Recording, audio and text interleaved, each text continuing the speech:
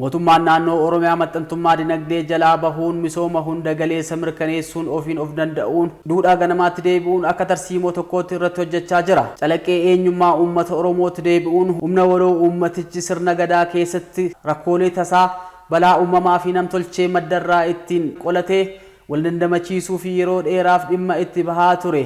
Sirna buusaa gonofaa daraan cimsuu irratti argama. Kalee lafa tana abbaan qabeenyaa jedhee dhuunfaan hedduu itti fayyadamee yeroo dargii irraa qabee takkaa uummanni itti fayyadamu achi asis itti fayyadamu. Amma ammoo buusaa gonofaadha jedhee mootummaan harka ofii deeffatee buusaa gonofaadhaan dalaguun uummata rakkate qarqaaru miskiina maddiin dhaabachuu waan adda addaatiin waan uummata fayyaduun dalagu kanaa olitti wanni nu itti yaannu jiru osoo rakkanneetiin hin beeloo inni mootummaan itti nu qarqaara. Mootummaan naannoo keenyaa lafeen abbootii qabeenyaa kanaan dura qabamanii istookii mootummaatti deebi'an koree investimentii godinaa faana ta'uudhaan bulchiinsa godinaa bulchiinsa aanaa fa'a ta'uudhaan lafti gara tara 2141 ta'u istookitti deebi'e guutuun isaa bara kana qotamee yoo xiqqaate kaarraa osoo hin daballe gara hektaara 1000 faca'ee jira jechuudha. Buusaa gonofaa Oromiyaa balaa tasaatii fi balaa namtolchee qolachuudhaaf qophii taasisuudha. Qophii kanarratti miseensa waraannee gumaata adda addaatiin hawaasarraa wantoota walitti qabne gara investimentii adda addaa keessa galle qabeenya qabnu kana gara qabeenya biraatti jijjiirree rakkoo keenya qolachuudhaaf sochii guddaa gochaa jirra. Isa keessa immoo qonna irratti xiyyeeffannee hojjechaa jirra.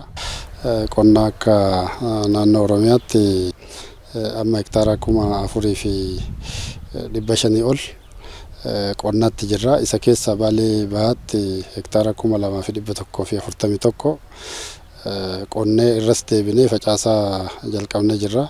Kana booda qarqaarsa alaa hin barbaannu. Akka biyyaatitti kuni mootummaan jiddu galeessa kenna kana lafa godhee karoora kanaan deemara. Karoora kana raawwachuu keessatti ammoo ofii kennaan of dandeenye deemna karaa jedhuun buusaan gonofaa hojiiwwan inni hojjetaa jiru yeroo ammaatitti fakkeenyummaa gaarii aadaa ganama Oromoon qabdu san fakkeenya gaarii ta'uudhaan biyyattii guutuu barsiisaa kan jiru ta'uu nu hubadha. Caffee mootummaa naannoo Oromiyaa labsii buusaa gonofaa lakkoofsa 244 muraa 2014 raggaasiseen caaseffamni buusaa gonofaa Oromiyaa diriiree aadaa fi duudhaa wal gargaarsaa hawaasaa cimsuu irratti argama.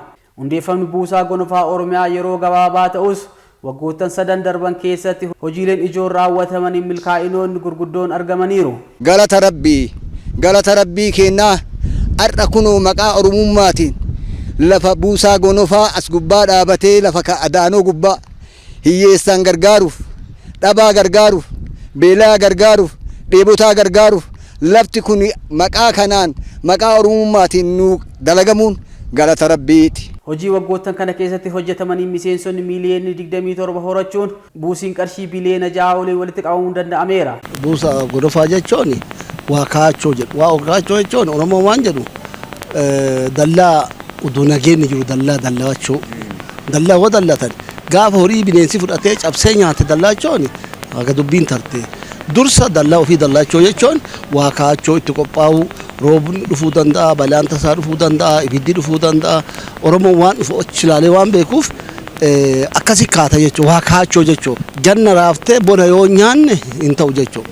Kun aadaa Oromoo keessattuu Arsii biratti waa kaayachuun waa qusachuun barbaachisaa waan ta'eef qajeelfamni caffeen yookiin mootummaan gubbaa gad ergeef aadaa keenya Arsiitiin baay'ee walitti dhufaa kanarra jajjabeeffamuu qaba. Buusaan gonofaa kuni walitti kaadhaa jedhanii namoota rakkoon balaa tasaa irra gahee jedhee akka tajaajilan akka gargaaran walitti kaadhaa jedhanii nagahee itti muranii akka dur aadaa keenya ka durii kaanii nu deebisanii guddisanii aadaan keenya nu guddatee buusaa gonofaa saniin nagahee keenya murannee ol kaa'annee rakkoon balaa tasaa nu dhufee jedhe akka tajaajilamu rakkoo hanqina roobaa illee dhufee jedhe akka hanqina kanaaf ol kaa'annee gootaraa keenya jennee keessa fayyadamnu nu agarsiisa.